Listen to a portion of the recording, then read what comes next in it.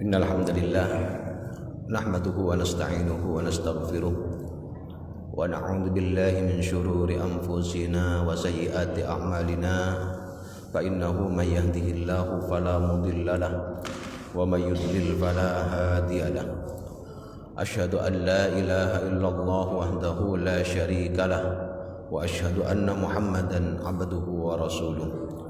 Allahumma shalli wa sallim ala nabiyyina Muhammadin wa ala alihi wa sahbihi wa man tabi'ahum bi ihsanin ila yaumiddin. Qala rabbi shrah li sadri wa yassir li amri wa hlul 'uqdatam min lisani yafqahu qawli, amma ba'du. Para hadirin kaum muslimin jamaah salat subuh rahimakumullah. Alhamdulillah, segala puji bagi Allah atas segala karunia dan nikmatnya yang telah diberikan kepada kita. Halallahu tariqan ilal jannah. Dengan cara seperti ini mudah-mudahan Allah memudahkan kita untuk masuk ke dalam surga. Amin ya rabbal alamin. Kedua, salawat dan salam mudah-mudahan selalu tercurahkan kepada Nabi Muhammad sallallahu alaihi wasallam yang telah membimbing kita, telah mengajarkan kepada kita tentang detail kehidupan kita, tentang ajaran agama kita. Sebaiknya kita yang benar dan yang baik itu seperti apa? Itu semua telah dicontohkan oleh Rasulullah sallallahu alaihi wasallam. Tinggal sejauh mana kita bisa mengikuti beliau sallallahu alaihi wasallam. Para hadirin kaum muslimin rahimakumullah. Melanjutkan kajian tafsir, kita sudah sampai di ayat 59. Hanya saja ada sebagai pengingat bahwa di ayat sebelumnya itu membahas tentang ihsan. Dalam firman-Nya wasanazidul muhsinin, dan kami akan menambahkan kebaikan, keberkahan, rahmat, kasih sayang, ampunan, dan menambah semua kebaikan kepada orang-orang yang berbuat ihsan.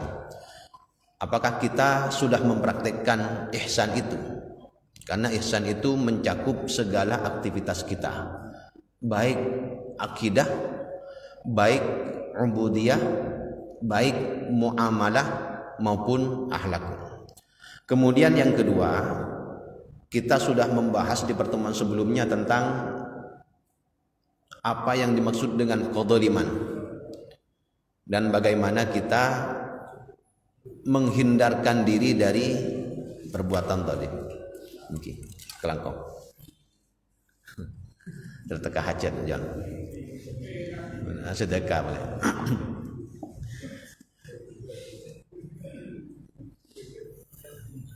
Dan kita harus hati-hati bahwa ternyata kezaliman itu yang sulit diampuni oleh Allah. Bukan karena kita tidak minta maaf, tapi karena kita lalai. Ternyata kezaliman itu banyak berkaitan dengan orang lain. Makanya sudah disebutkan juga tentang hadis Nabi yang diriwayatkan oleh Imam Al-Baihaqi bahwa perbuatan dosa tadzalimi itu mustajab, tidak ada penghalang antara Allah dengan orang yang kita zalimi. Kemudian di ayat 59 disebutkan a'udzu billahi minasyaitonir rajim, bismillahirrahmanirrahim. Fabaddala alladziina zalamu qawlan ghayra alladzi qila lahum fa anzalna 'alal ladziina zalamu rijzam minas samaa'i bima kanu yafsukun. Fabaddala alladziina zalamu, lalu orang-orang yang zalim mengganti perintah Allah Subhanahu wa taala dengan perintah yang lain yang tidak diperintahkan kepada mereka, maka kami turunkan musibah atau malapetaka dari langit kepada orang-orang yang zalim itu, karena mereka selalu berbuat fasik, karena mereka termasuk orang-orang yang berbuat fasik. Orang-orang yang zalim, orang-orang Bani Israel, ketika diperintahkan oleh Allah untuk sujud, ternyata tidak sujud. Diperintahkan untuk bertobat, ternyata tidak tobat. Diperintahkan untuk masuk Baitul Maqdis, ternyata mereka enggan atau tidak mau. Bahkan mereka merubah. Ini kan lebih parah. Seandainya mereka tidak mau, tapi mereka tidak menentang misalnya, itu mending. Hanya hati-hati seperti orang yang tidak sholat. Lihat penyebab tidak sholatnya itu apa. Kalau penyebab tidak sholatnya karena malas, berarti dia tetap Islam. Walaupun dia berbuat fasik, tidak melaksanakan kewajiban Allah. Tapi kalau dia tidak sholat karena meyakini bahwa sholat itu tidak wajib, ini bukan fasik lagi, tapi sudah masuk ke kafir. Tidak meyakini kewajiban sholat yang sudah disepakati oleh ulama, ada dalilnya dari Al-Quran, ada dalilnya dari hadis, ijma' ulama sudah sepakat, kemudian dia mengatakan sholat tidak wajib. Itu bukan cuma fasik biasa, bukan dosa biasa ya, tapi sudah masuk ke kafiran. Zalim ini hati-hati. Untuk sandalnya kebetulan sandal yang bagus. Kemudian mau ke toilet itu kita pakai sandal orang lain, bukan sandal masjid. Kalau sandal masjid khusus itu memang sudah diwakafkan. Pakai sandal orang lain, nah ini sandal jepit, ini bisa untuk digunakan untuk wudhu misalnya. Itu punya orang lain, kita tanpa minta izin itu masuk bagian gosok. Walaupun seandainya nanti misalnya kita bertemu dengan orangnya dan minta kerelaannya, dia akan rela. Tapi karena kita tidak minta kerelaannya, itu hati-hati. Nanti ada catatannya dan ada hisabnya di akhirat. Oh, karena kalau di dunia dikasih Ustadz, barangkali nanti di akhirat akan dikasih. Belum tentu. Di akhirat itu semua akan memikirkan amalnya sendiri-sendiri. Misalkan orang yang kita pinjam sandalnya, pinjam tapi tanpa izin, tanpa pemberitahuan, tanpa meminjam, nanti dia masuk neraka. Maka dia tidak mungkin memaafkan itu, karena dia butuh amal yang lebih banyak. Ya pasti itu nanti akan dimintai pertanggungjawaban, akan diminta haknya itu. Makanya hati-hati memakai haknya orang lain, hati-hati. Walaupun kita yakin itu orangnya nanti ikhlas. Itu yang sering disebut dengan gosok. Istilah gosok ini biasanya masyhur di pondok pesantren. Ngincem sandal kanjana karena sakamar, ada sandal, ada boleh, kemudian ngincem sandal kanjana lagi berpandang keluar. Yang cem, yang kui budi. Nah, yang cem ini kadang ya berdua kemungkinan. Beda abali, beda tak abali. Menyanta abali. Sabun misal biasa. Hati-hati. Kalau kita di rumah kan ya barang-barang milik kita semua itu. Tapi kalau di tempat lain misalnya seperti di hotel, seperti di ada haknya orang lain di situ, ya hati-hati. Kecuali memang itu sudah untuk umum, enggak apa-apa, enggak masalah. Jadi hati-hati dengan kezaliman atau mengambil hak orang. Ada kecil dan India yang kemudian lari ke Inggris. Ini termasuk penulis bagus. Ketika jadi penulis bagus. Tapi dalam tulisannya isi kezaliman atau tidak. Dia masyhur sebagai penulis karena memang dalam menulis novel dia bagus. Tapi kemudian dia menulis di tahun 1988 menulis buku judulnya Satanic Verse atau ayat-ayat setan. Di novelnya itu, ini novel. Karena novel maka fiksi, bukan kenyataan, bukan non fiksi. Kalau non fiksi itu berarti berdasarkan kenyataan. Dia menulis novel yang di dalamnya itu ada tokoh bernama Mahun. Mahun itu maksudnya adalah Nabi Muhammad. Kenapa bisa disambungkan demikian? Karena ya kisah Nabi Muhammad yang ditulis di tempat itu, di tokoh itu. Jadi kisahnya bermula ketika ada dua tokoh yang berangkat dari India menuju ke Inggris. Kemudian pesawatnya meledak dan ternyata dua orang yang berangkat dari India ini, yang satu jadi setan, yang satu menjadi malaikat Jibril. Di dalam kisahnya itu. Kemudian sampai di ini bertemu dengan Mahon. Mahon itu Nabi Muhammad. Kemudian ada dalam kisahnya itu Abu Simbel. Abu Simbel itu yang dimaksud adalah Abu Jahal atau wakilah Abu Lahab. Yang penting musuh Nabi Muhammad SAW. Nah, letak kontroversinya dia menceritakan bahwa Mahon itu menerima wahyu ya di Gua Hira, tapi dia sebutkan dengan nama yang lain. Namanya Kon bahasanya ini. Bertemu dengan Jibril, kemudian oleh Jibril dikasih ayat-ayat.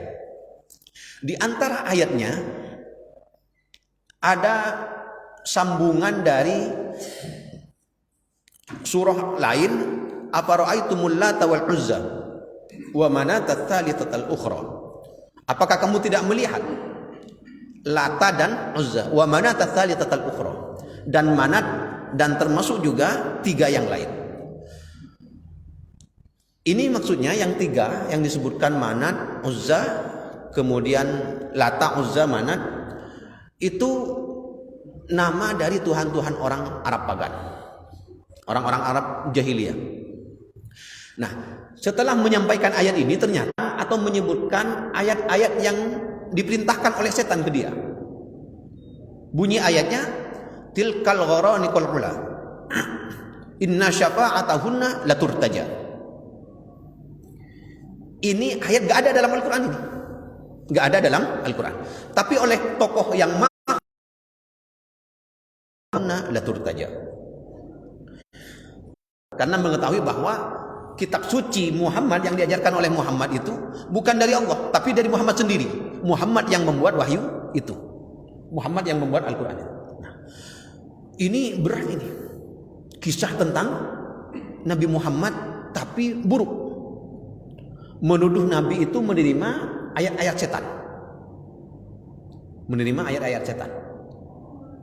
Dan itu tidak benar. Dalam sejarah gak ada itu.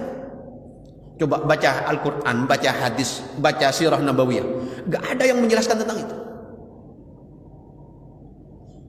Dan ini kemudian mendapatkan kecaman. Bahkan Humaini itu 1 tahun berikutnya dari terbitnya novel ini, kemudian membuat sayembara 3 juta US dollar bagi siapa yang bisa membunuh Salman Rushdie. Karena ada sayembara itu, kemudian dia sembunyi. Jadi selama bertahun-tahun sampai sekarang dia itu dikawal oleh polisi. Dikawal oleh polisi. Kemana-mana dikawal oleh polisi. Karena membuat kemarahan. Ya benar, kita kan dengar cerita ini marah. Karena Nabi Muhammad digambarkan seperti itu. Dia berkilah, ini novel. Ya novel nggak boleh tentang novel-novel tentang sejarah. Misalnya kita ketua takmir misalnya disebutkan namanya siapa, kemudian kita buat yang buruk-buruk. Semua orang tahu benar itu novel, tapi ketika membaca tokoh itu, oh ini ketua takmir, orang-orang mulia. Isa sebagai seorang nabi, Maryam sebagai wanita yang solihah. Apakah kemudian ketika kita menyebutkan itu dalam sebuah novel, kita ngarang novel kemudian menyebutkan seperti itu, apakah orang-orang Nasrani tidak akan marah? Pasti marah. Itu bukan kebebasan pendapat itu. Itu bukan kebebasan pendapat. Kenapa? Karena menyinggung agama orang lain dan tokoh-tokoh yang dihormati oleh orang lain.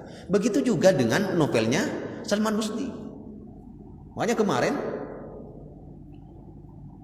siapa? Hadi Matar ketika ini menyampaikan di New York itu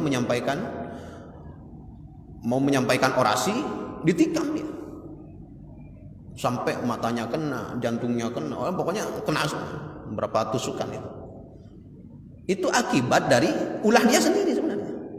Makanya ketika dia baca berita macam-macam, ada yang mendukung Salman Rushdie sehingga kebebasan berpendapat nggak boleh, ini yang menikam dan lain sebagainya. Tapi di Iran enggak, informasinya bagus. Bahkan Hadi Matar yang menusuk itu dianggap sebagai pahlawan. Apa kata orang-orang Iran? Ya itu akibat dari apa yang dilakukan oleh Salman Rushdie sendiri. Nah ini. Jadi kita tidak boleh menyinggung orang lain. Itu bagian dari kezaliman. Dan hati-hati karena itu menyangkut dengan ada balasannya nanti. Dan itu barangkali bagian dari adab Allah yang didahulukan oleh Allah ketika di dunia, belum lagi di akhirat.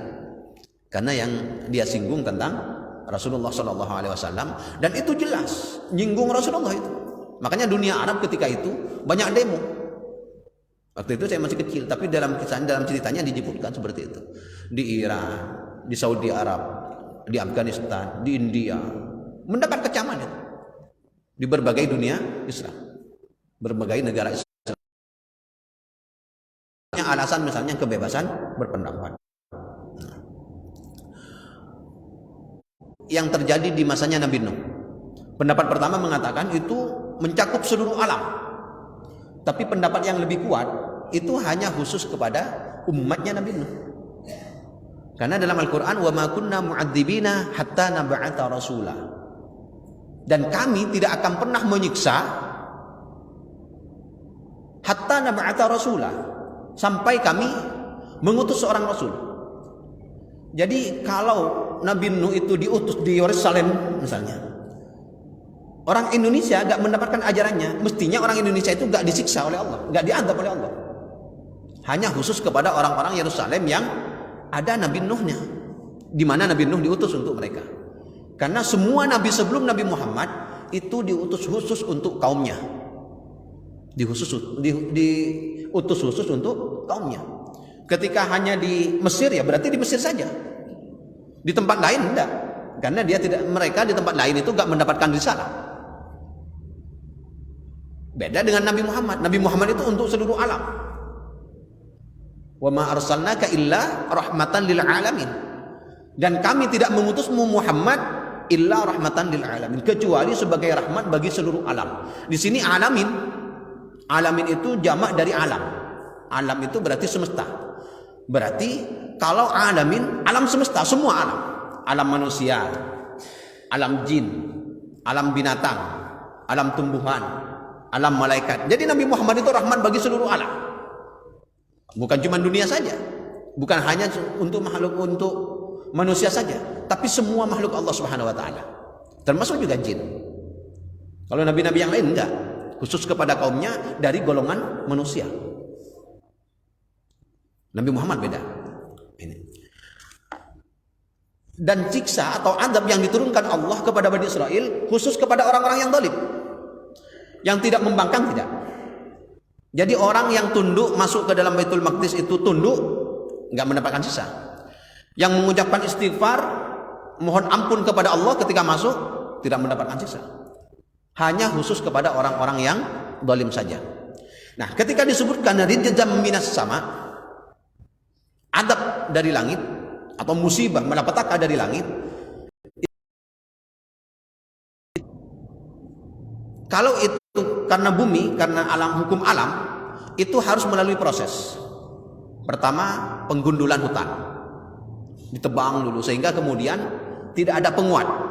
Maka ketika hujan, akhirnya tanah itu tidak bisa saling menarik, sehingga kemudian terjadilah longsor. Nah, ini kalau hukum alam di dunia seperti ini. Tapi ketika sudah adab dari Allah, gak perlu ditebang. Gunungnya itu gak perlu ditebang pohonnya, bisa langsung longsor. Karena yang menurunkan adab langsung Allah Subhanahu wa taala. Dan ini gak ada obatnya. Ini perbedaan antara penyakit yang muncul di dunia karena hukum sebab akibat, karena hukum alam, dengan adab yang langsung turun dari langit. Hukum yang adab dari langit itu ya nggak bisa, nggak ada obatnya. Pakai lari dokter, tak kira kesehatannya. Makilah dia orang-orang hartanya banyak, kemudian dia dikelilingi oleh dokter kesehatan. Oh pokoknya, tapi kalau sudah adab dari Allah nggak bisa, nggak ada obatnya, nggak ada yang bisa menyembuhkan, karena memang Allah yang menginginkan seperti itu. Sama seperti ini, ketika disebutkan rijzam minas sama, adab dari langit, nggak ada yang bisa menolak, nggak bisa menolak, kecuali Allah sendiri yang menahan. Sama seperti adab Allah yang diturunkan kepada pasukan Abraha di Makkah itu, ketika hendak menghancurkan Ka'bah. Raja Abraha dengan bangga seluruh pasukannya, pasukan yang kuat, gagah perkasa, ternyata nggak bisa. Hukum bumi gak ada itu. Hukum alam di bumi gak ada. Karena Abdul Muthalib yang menjadi pemimpin orang-orang Arab itu sudah pindah, nyingkir sudah minggir ke pegunungan yang ada di Makkah, sekitar Makkah. Maka kemudian Raja Abraha itu ketika sudah ini, itu langsung toyoran ababil itu langsung menyerang. Dan ini gak ada obatnya ini. Gak ada obatnya. Dan ini gak usah dilogikakan. Karena memang ada penafsir-penafsir yang menyebutkan bahwa yang diturunkan oleh burung ababil itu berupa virus. Diturunkan virus. Kemudian mereka gak mati seketika itu, tapi mereka ada yang mati dalam perjalanan. Kenapa? Karena virus itu ada yang harus 2 hari, ada yang 3 hari. Itu gak bisa dilogikakan seperti itu. Ketika Allah sudah menurunkan adab berupa kerikil, ya sudah kerikil. Gak usah diterjemahkan atau ditafsirkan untuk hal-hal yang lain. Karena secara akal gak mungkinlah Allah gak ada alumni corona. Buktinya sekarang kan ada. Alumni corona kan ada. Yang sudah pernah positif kemudian sekarang sembuh. Berarti bukan adab dari Allah langsung. Kalau adab dari Allah langsung gak ada obatnya. Makilang ngangku ya uang, ngangku napa, ngangku ceret, ya coba ke anu, nyak poten, gak ada itu. Ketika itu sudah adab dari Allah. Makanya di sini disebutkan rijzam minas sama, berarti langsung Allah sendiri yang mengadab. Bima kanu yafsukun, atas apa yang mereka lakukan secara fasik. Nah ini atas kefasikan yang mereka lakukan. Di dalam Islam yang disebut dengan fasik itu ada 2. Ada fasik kafir, ada fasik fajir. Yang fasik kafir, fafasaqa an amri rabbih, dalam surah Al-Kahfi itu dijelaskan, fafasaqa an amri rabbih. Mereka fasik, mereka bermaksiat atas perintah Tuhannya.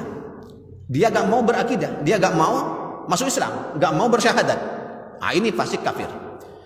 Ada fasik fajir. Orang fasik artinya dia keluar dari rahmat Allah, tapi akidahnya tetap dalam Islam. Kita sehari-hari ketika sedang bermaksiat berarti kita fasik, tapi kita tidak keluar dari Islam. Nah ini yang disebut dengan fasik fajir. Karena kata fasik itu dari kata bahasa Arab fiskun. Fiskun itu artinya kurma, biji kurma yang baru keluar dari kangkangnya itu, dari cangkangnya itu. Jadi ada biji kurma ketika keluar dari cangkangnya itu disebut fisk. Walaupun keluar dari cangkangnya, tapi dia tidak putus dari pohonnya, masih ada cabangnya, sehingga yang menyentuh ke. Artinya orang fasik itu tidak keluar dari Islam, tapi keluar dari rahmat Allah. Tidak keluar dari ajaran Islam, tidak keluar dari Islam, tapi keluar dari rahmat Allah. Karena fasik. Ketika kita misalnya naudzubillah ada yang mencuri, itu gak kafir. Dia tetap Islam, tapi dia melakukan pencurian. Nah ketika dia melakukan pencurian, dia keluar dari rahmat Allah. Karena pencurian itu dilarang oleh Allah. Dan dia sedang melakukan perbuatan maksiat atau perbuatan dosa. Munafik akidah itu berarti dalam hatinya dia munafik sudah. Tidak berakidah, tidak yakin adanya Allah. Atau tidak yakin bahwa Allah itu Tuhan. Tapi kalau munafik muamalah, ya seperti yang biasanya kita ada yang biasa melakukan, seperti berbohong misalnya, ingkar janji, janji angkol 11 datang angkol 12 misalnya. Itu bagian dari munafik, tanda-tanda munafik, tapi tidak sampai munafik akidah, karena tetap Islam, dia tetap sholat, dia tetap ini.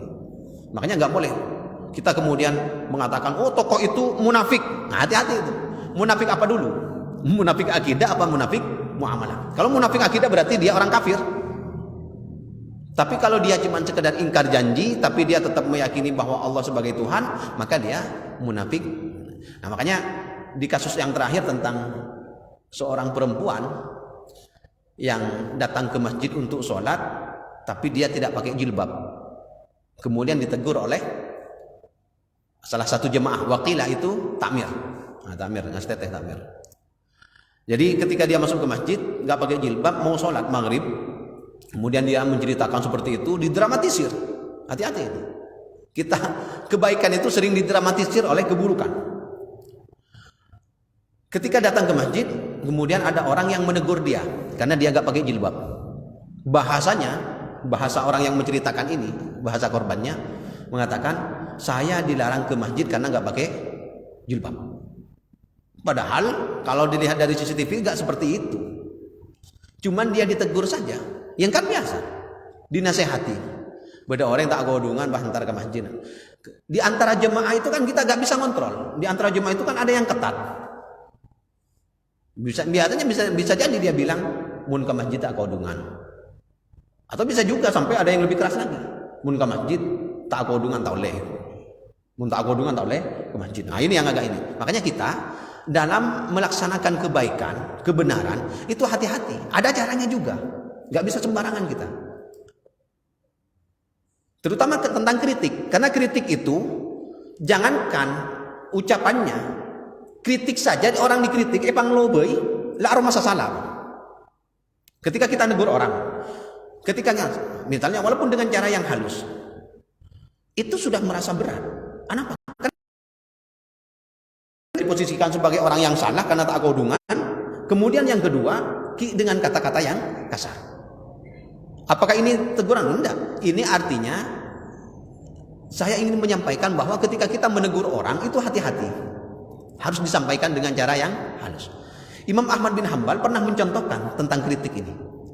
Beliau pernah melihat muridnya yang sudah menjadi syekh, yang menjadi guru, kemudian dia mengajar.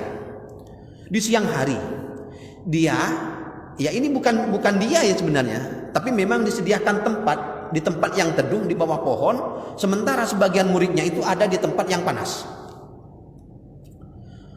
Nah, nggak langsung Imam Ahmad langsung nyampe Imam Ahmad itu cuma lihat saja lewat Imam Ahmad lewat. Malam-malam Imam Ahmad ini datang ke rumah muridnya, mengetuk pintu. Itu pelan-pelan. Assalamualaikum. Muridnya itu karena belum tidur, tahu Imam Ahmad masih belum tidur, keluar. Dilihat ternyata Imam Ahmad, loh kok sampean? Ya. Kata Imam Ahmad, jangan rame-rame. Apa? Agar keluarganya juga gak tahu. Masuk Imam Ahmad. Kata muridnya, kalau Anda punya perlu, gak usah sambian yang datang, saya saja yang dipanggil. Kan biasa seperti itu. Guru memanggil muridnya kan biasa. Kiai memanggil santri misalnya, ya, kan seperti itu biasa. Tapi tidak. Ini Imam Ahmad gurunya datang ke rumahnya muridnya, kemudian menyampaikan. Nah, saya cuma mau menyampaikan, tadi siang saya lihat kamu mengajar di bawah pohon, sementara sebagian murid kamu itu ada yang dipanasnya, diterima. Sebaiknya kalau memang ya panas-panas semua, kalau teduh-teduh semua. Kata Imam Ahmad, jangan. Jadi Imam Ahmad itu menyampaikannya secara pelan-pelan agar keluarganya pun tidak tahu. Kenapa? Karena dia memberi nasihat kepada muridnya. Kita kan kadang langsung manggil. Nah, apalagi masih banyak muridnya kan. Jadi ambil keuntungan. Mun tahu sana. Seakan-akan kita yang enggak, Imam Ahmad enggak. Kata beliau, ini tentang nasihat. Nasihat itu berat bagi sebagian orang. Maka harus disampaikan dengan cara yang ringan. Beliau menyampaikannya malam-malam, rahasia, hanya dia yang tahu. Hanya beliau dan nah, yang menceritakan ke kita